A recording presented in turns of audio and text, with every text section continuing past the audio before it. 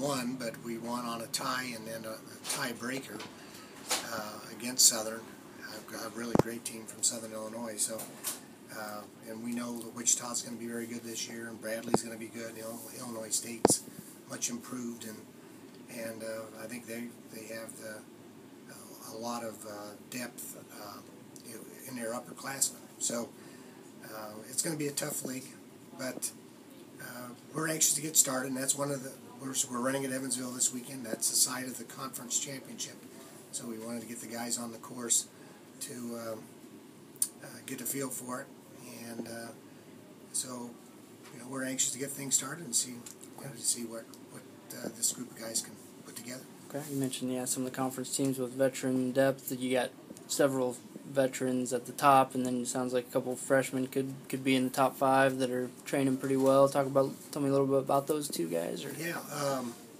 well, we have obviously John and David Timlin, who set our school record in the 1500 this past year and the mile indoors.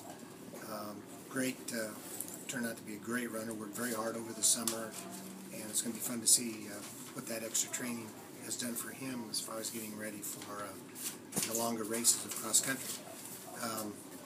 We have a redshirt sophomore, Levi Taylor, who has just been very, very solid. Had a great summer of training. Placed in the top 20 a year ago in the conference, and I think is ready to take a step up into the all-conference area, top 10. And Daniel Swim has had a very, very good summer of training.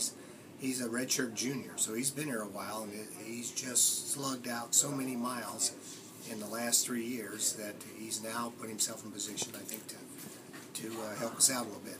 A couple of our local guys that have varsity experience, Logan Hambrock and Andrew Kumper, are both not 100% right now. And it's Logan has a strange combination of allergies and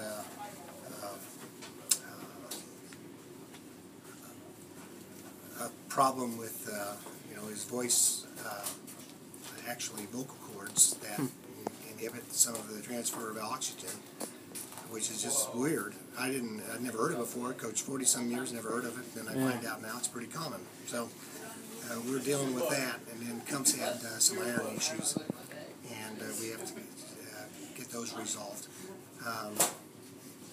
And then Riley Stoller is just a little behind in training, and we're holding him out also. So some of the local guys are there, and hopefully they'll be able to pitch in as we go through the season. But I think we're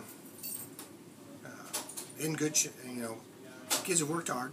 We're in good position to, in fact, as strong a position as we've been in the last few years at this time of the year. So we'll just now have to see how we can play through this year. Okay. John mentioned a little bit about the challenges of dealing with his back, and just how do you feel like that's gonna challenge him this year, and how he can handle that? Well, it first started in with some back spasms at the beginning of the outdoor season last year, and we were kind of hit and miss then for the outdoor season, not really able to put together the kind of year there that we were expecting. His training over the summer has been just at the same level as in the past.